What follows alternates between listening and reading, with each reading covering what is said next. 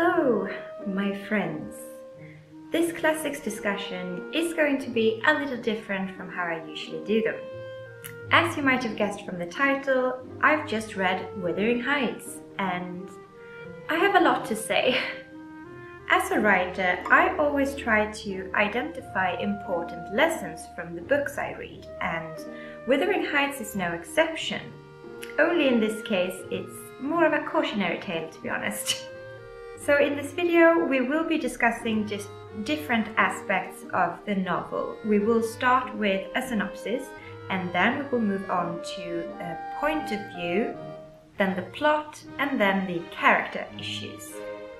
As usual, you will find all the timestamps listed below.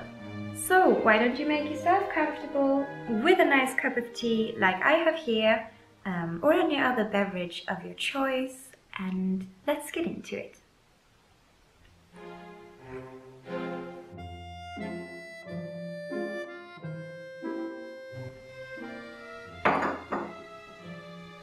Wuthering Heights centers around two wealthy families, the Earnshaws and the Lindens. The Earnshaws live at the estate called Wuthering Heights, whereas the Lindens live at a neighbouring estate called Thrushcross Grange. Both families have two children, a girl and a boy. At Wuthering Heights there's Hindley and Catherine, and at Thrushcross Grange there is Edgar and Isabella. When they are all children, Mr. Earnshaw, Hindley's and Catherine's father, brings home an orphan boy with him that he found on the street somewhere. He names him Heathcliff, and Heathcliff becomes kind of his favourite in the family, much to the displeasure of his son Hindley. So Hindley and Heathcliff become enemies from the very start, and Hindley would take any opportunity he could to abuse or mistreat Heathcliff. However, Catherine and Heathcliff form a close attachment early on. And as they grow up, their feelings become more romantic in nature, one could say. But as far as the story is told, they never acted on these feelings. In their late teens, Mr. Earnshaw dies, and Hindley becomes the new Mr. Earnshaw, and he marries some random woman. Catherine had an important decision to make here, as she had been proposed to by Edgar Linton over at Thrushcross Grange. This is a good match for her, and she decides to accept it despite her feelings for Heathcliff. She confesses her feelings to her maid Nellie, who is in fact the narrator of the story. She also reveals that she can't marry Heathcliff. That would be degrading for her, and Heathcliff actually overhears this and decides to leave the house. And he stays away for 3 years. During this time, Catherine marries Edgar Linton, and she seems content with her life with him, albeit being somewhat bored. But he is a genuinely good person who truly loves her. So Catherine now lives at Thrushcross Grange with Edgar and his younger sister Isabella. But then Heathcliff returns and decides to pay them a visit.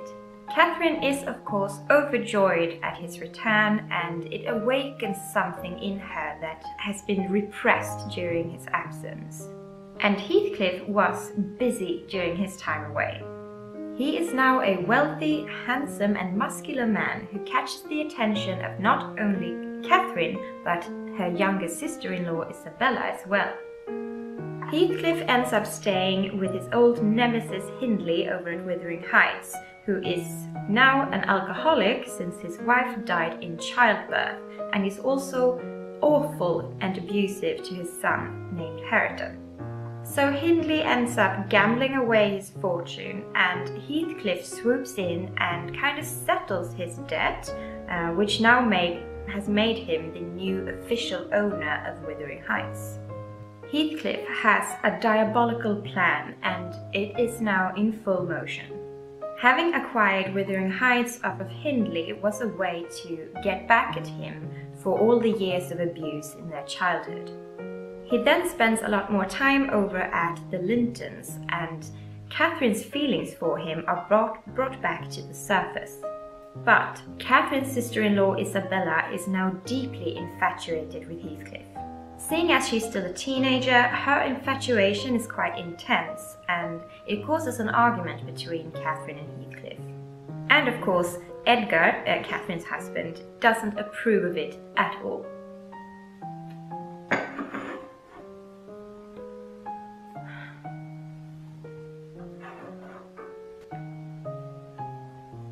Edgar is also not very happy about Catherine's feelings for Heathcliff, and he decides to give her an ultimatum. Either she forfeits Heathcliff or she forfeits him. Now, Catherine is rather dramatic about this. She throws a tantrum and she's completely hysterical. She keeps to her room for 3 days. She's delirious, she doesn't eat, and Edgar is beside himself with worry. During this time, Isabella runs away with Heathcliff and they get married and move into Wuthering Heights.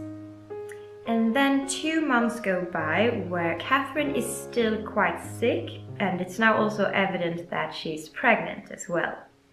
We find out through a letter that Isabella regretted marrying Heathcliff pretty much immediately. She calls him a devil and says that she hates him, that he treats her badly, and he has told her he only married her to get back at her brother.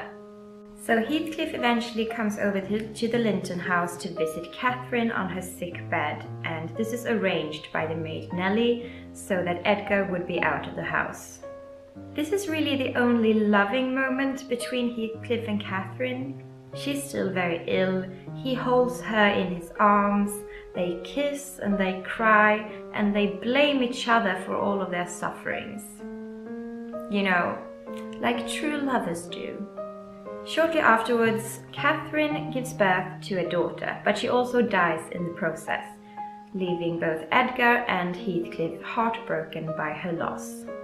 During this time, Isabella manages to escape from Wuthering Heights and she runs away to London, where she eventually gives birth to a baby boy. Within 6 months of Catherine's death, her brother Hindley also dies, presumably from his alcoholism. So we now have Heathcliff over at Wuthering Heights living with Hindley's son Hareton, and we have Edgar Linton over at Thrushcross Grange living with his infant daughter, also named Catherine, but I'll call her Cathy here to make it less confusing. Several years go by and little Cathy is now 13 years old. This is when Edgar gets a letter from Isabella in London saying that Isabella is dying and she wishes for him to take care of her son upon her death, as she doesn't want Heathcliff to take him, seeing as he's the devil and all that. So Edgar goes to London to his sister's deathbed, and once she's dead, he brings her son Linton with him home. Yes, it is confusing that she named her son after her maiden surname, but we'll just go with it. During his absence, young Cathy decides to take the opportunity to go and explore the surrounding moors, as her father didn't usually let her. And she comes across Wuthering Heights for the first time in her life, where she meets Hareton and finds out that he is actually her cousin. Hareton hasn't had much of an upbringing, he's kind of slow and burly, and Cathy is repulsed by him being a relative of hers. Then when Edgar returns with Linton, Cathy is immediately thrilled by having him there, despite him being a bit of a spoiled and sickly brat. The joy is short-lived, however, as Heathcliff sends for the boy pretty much immediately. And as his father, it is within his rights to have him, so Edgar can't really do anything about it. So Linton goes off to live at Wuthering Heights and is dropped off there by Nellie the maid. At this drop-off, Heathcliff reveals his next diabolical plan: how he intends to use Linton to gain ownership of Thrushcross Grange. A couple of more years go by and Cathy has now turned 16. She goes for a walk on the moors with Nellie and she runs into Heathcliff and Hareton. Heathcliff then invites them to go to visit Wuthering Heights, as that is pretty close, and Cathy is thrilled to see Linton again. Linton is still sickly, but their meeting is friendly, I suppose. Heathcliff then explains their estrangement on her father being angry because he married her Aunt Isabella. And Cathy is a naive teenager, so she believes him. When Edgar finds out about this, he gets really upset because he's tried to protect Cathy from Heathcliff her entire life. But of course, Cathy thinks Heathcliff is charming and decides to believe him over her own father. So Cathy begins a secret correspondence with Linton, as her father has forbidden her to see him. But Nellie finds out about it and reads the letters and finds that they are quite romantic in nature. She knows that it is Heathcliff who's behind all of this romance, and she forces Cathy to end the correspondence. A few more months go by, and Cathy and Nellie run into Heathcliff one day. He reproaches Cathy for having broken poor Linton's heart and says she is free to come and visit him if she likes, as he himself will be away for some time. Given those circumstances, Cathy is allowed to go, so she and Nellie goes over to Wuthering Heights to see Linton. Linton is a dull, self-absorbed boy. But of course, Cathy still loves him because she has no one else to compare him with. After this meeting, both Edgar and Nellie become ill for several weeks. While Cathy is really good at taking care of them, she also sneaks off to Wuthering Heights to see Linton in the evenings. This sets off a bit of back and forth where Cathy is discovered and forbidden to see Linton anymore, and then a few more months go by and she is eventually allowed to see him again. So at this stage, Edgar's health is declining rapidly, and it is evident that he wants his daughter to have a companion after his death. Therefore, he decides to let Cathy become closer to Linton, who's also very sickly. It is clear that he won't be living for a very long time either. Upon a meeting with Linton, Cathy finds that he seems very afraid of Heathcliff, especially to make him angry. And they are then lured to go inside, where Heathcliff actually imprisons them for 5 days. During this time, Nellie is kept in a separate room and has no idea what's been going on. After these 5 days are over, she is let out by the housekeeper and finds out that Cathy and Linton are now married, but Cathy is locked in a room and is full of despair. Linton is also acting really strange. He's very entitled, saying things like Cathy deserves to be punished and he deserves all of her property. Then Nellie is let go and she goes back to Thrushcross Grange to Edgar, who is on his deathbed. Cathy eventually manages to get away as well by coercing Linton to helping her, which he agreed to for some reason, and she gets there just in time to say her final goodbyes to her father. After Edgar's death, Heathcliff comes over to the Grange and orders all of the servants, apart from Nellie, to leave the estate, and Cathy is forced to go back to Wuthering Heights with him, and Nellie is forbidden to go there and see her. Since Nellie is the one telling the story, she now has to ask the housekeeper of Wuthering Heights when she meets her in the village about what's been going on over there. We find out that the situation is really extreme. As soon as Cathy and Linton were married, Heathcliff stopped caring about Linton completely, and he didn't even send for a doctor when Linton's health turned for the worse. This caused Cathy to desperately try and take care of him herself, but alas, he died. Do you think Heathcliff cared that his son died? Of course not. After this event, Cathy turns more resentful and hostile, even mean, especially to Hareton, whom she thinks is a complete idiot for not knowing how to read, and she makes fun of him for trying to learn. If you think all of this sounds pretty farcical, then you wouldn't be wrong. So 6 months pass and we find out in retrospect that Heathcliff has now died. And Cathy and Hareton have grown really close and will get married one day soon. The way that Heathcliff dies is so peculiar as well.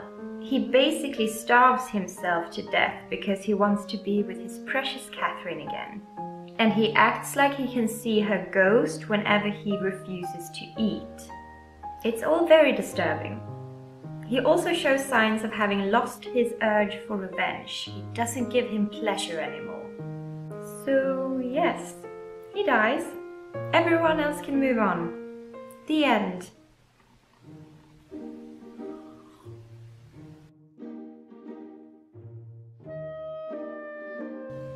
If you haven't read Wuthering Heights and have only been listening to my account of the story, then you might actually believe that Nellie is the point of view character in the book. But she isn't. No, the book actually has another POV character, a young man named Mr. Lockwood, who is a tenant at Thrushcross Grange. The book starts with him going to Wuthering Heights to meet with Heathcliff, to, meet his new landlord. In the timeline, this is shortly after Linton's death, so Cathy is there and she is rude and reserved. Heathcliff is also quite hostile, so Mr. Lockwood's first impression of them is anything but positive.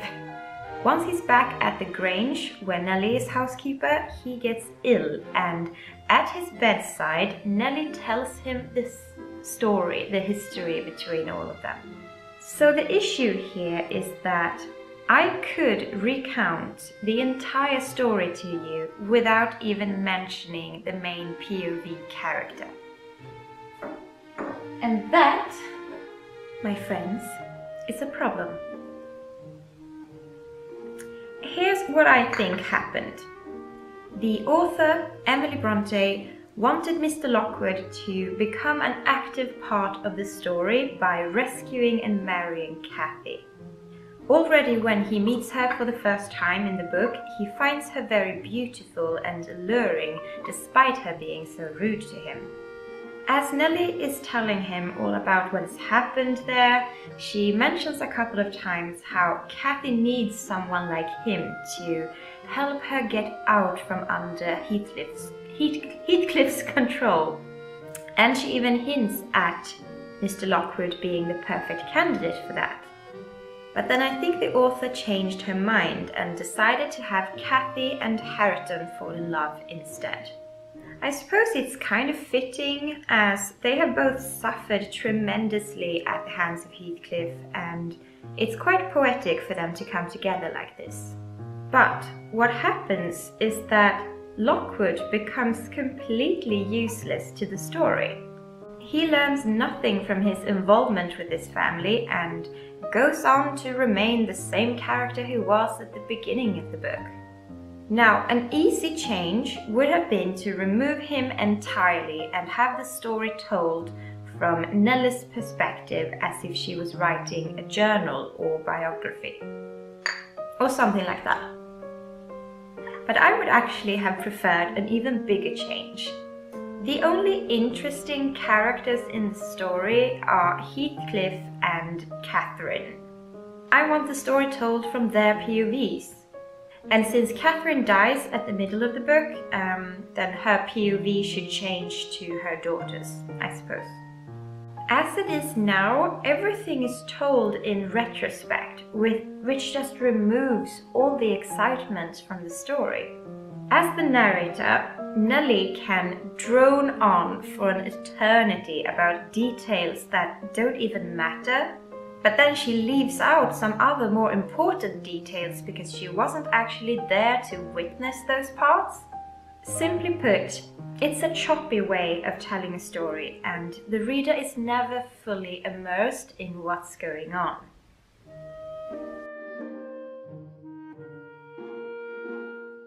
So,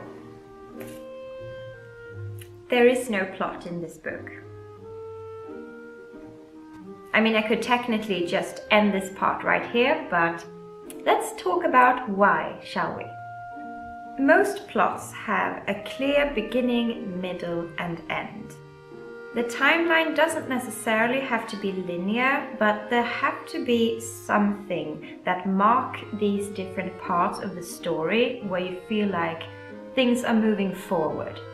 In the case of Wuthering Heights, I take issue with the beginning of the book because it reveals the ending immediately. Young Catherine is living with Heathcliff and Hareton, and Heathcliff's son is presumably dead. All of this is really confusing as it is the first chapter, and it's only later on that you begin to realize who all of these characters even are. But then I just lost the excitement in reading because I already knew what's going to happen. It is actually a pretty dull read, which is kind of remarkable given how many shocking things actually happen in the story. So after the beginning of the book, when the ending is kind of revealed, we go into backstory mode, a fairly drawn out part of the story. We learn about how Heathcliff became part of the Earnshaw household and his friendship with Catherine that later on developed into something more. But we don't really see enough of these two to get a proper understanding of their true feelings for one another. Again, that is the problem of having a witness tell the story. I didn't buy this romance, but I very well could have. I can even see myself loving this romance thing going on if the scenes and the characters would have been less problematic. This is partly why I'm so disappointed with this book, because I can see the potential, but it just falls flat for me. Anyway, back to the plot. In its defense, I can identify a midpoint. Catherine's death is pretty much at the middle of the book. So that clearly marks a shift in the story, but then it just gets boring again. Again, all the suspense about keeping young Cathy away from the clutches of Heathcliff is completely useless, because we've already seen back in chapter 1 that she will end up marrying Linton anyway. I generally don't have a problem with stories that aren't linear. It's completely fine to start at the end and then work your way there by relaying how things happened. But it depends on the story. If the only stakes to your story are in that ending, then it's not a good idea to reveal that at the start of the book. Again, it takes away all the suspense, and I just found it disappointing. Then we get to the wrap-up where we find out that Heathcliff has died, and this is just so anticlimactic. I'm not really sure if I wanted Cathy and Hareton to have a hand in his death, but them being so incredibly passive in this ordeal just annoys me a little bit.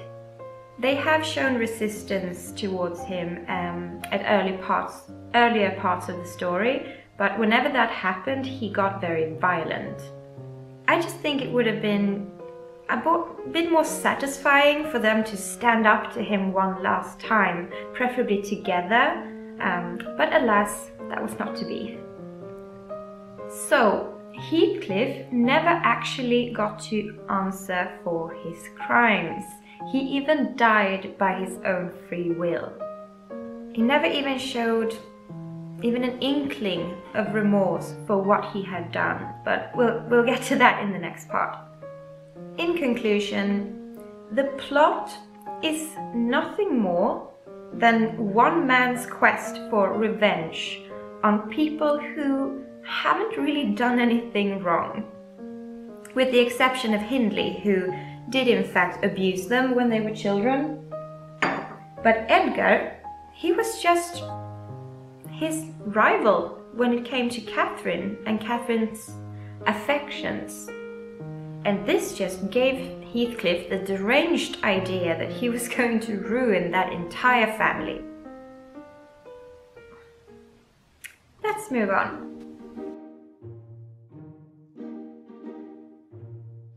Most, if not all, characters in this story are not actual characters, they are caricatures. They are extremes. They are either bland and boring, or they're eccentric and irrational. There is no middle ground, and there definitely isn't any development to speak of. Let's start with Catherine, as she's actually kind of interesting. Despite not getting that much time in the novel, she is by far the most intriguing character of them all. There are in fact two sides of Catherine. One side is composed, dignified, and ladylike, whereas the other side is violent, manipulative, and intense. These two sides of her are represented in the two men she's kind of torn between, namely Edgar and Heathcliff. One thing is abundantly clear, however. The more composed side of Catherine is constructed, and the more intense side is the one that she's actually the most comfortable with. This is why she feels so connected with Heathcliff, because he's the only one with whom she can be entirely herself without being judged. Catherine's violent side is easily provoked, something which is very similar to Heathcliff. At a couple of parts in the story, she was violent towards her maid Nellie, as well as her young nephew Hareton, who was only a small child at the time. So why then did Catherine accept Edgar's marriage proposal? And this was even before Heathcliff had left them. Well, I think there is one more character trait that defines Catherine, and that is vanity. Marrying Edgar meant a life of wealth for her, and that is far more important to Catherine than following her true feelings. As she herself put it, it would be degrading for her to marry Heathcliff. There is real internal conflict here, but the story brushed past it so quickly it's barely even noticeable. This conflict kind of comes back when Heathcliff returns, but we're only told in retrospect that they spent some time together before she dies. Again, this had the potential to be a great romantic tragedy, but it just wasn't. Heathcliff. I would have loved to say that he's an enigma, that he's a kind of grey character or anti-hero even. But he isn't. He's a pure villain. There is not even a shred of goodness in him, not even his supposed love for Catherine. He's obsessed with her, and even more by the fact that she died. What he feels towards Catherine isn't love. I'm fairly certain that their relationship never got beyond the kissing stage, because his obsession with her feels very much grounded in the fact that he could never really have her. That Edgar Linton had her in a way that he never did. On top of all this, we have his violent nature. He is so shockingly evil, he makes other classic villains look like innocent puppies in comparison. He physically abuses Isabella Linton as soon as she's married to him. He even throws a knife at her at some point.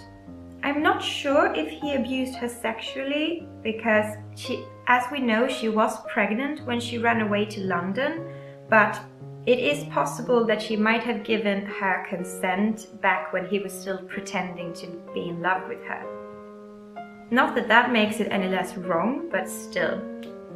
He is also abusive towards Hareton, not to mention Linton and young Cathy as soon as they come to live with him. The fact that he even let his own son die due to lack of medical attention is, and without thinking twice about it, that is just outrageous to me. We also get some quite graphic details of how he's beating young Cathy as soon as she shows resistance towards him. And he's abusive towards animals as well, which is kind of triggering for me, to be honest. All in all, Heathcliff is an extreme, there is nothing sympathetic about him. Had his character been somewhere in between, like removing all the violence and adding a couple of redeeming qualities, then the story would have been so much more impactful, as the reader would be able to feel for him and his losses and misfortunes in life. I won't go into too much detail with the other characters, as there isn't really much to say there. Young Cathy is annoying and naive, very similar to her Aunt Isabella when she was that age. They could easily have been the same character, actually. Linton is a self-absorbed brat, and I kept imagining a version of Game of Thrones Joffrey who was sickly and confined to his chair. That is definitely a fitting comparison. Linton had obviously been spoiled by his mother, but he also displayed signs of cruelty whenever something didn't go as he wanted. Edgar. Edgar was a saint. He was a loving and affectionate husband to Catherine. Honestly, she didn't deserve him. He was a devoted father to young Cathy, but he never got over the grief of his wife's death. Yes, Edgar is the real tragedy of this story. It shouldn't even be called Wuthering Heights. It should just be called Thrushcross Grange and the Woes of Edgar, or something like that.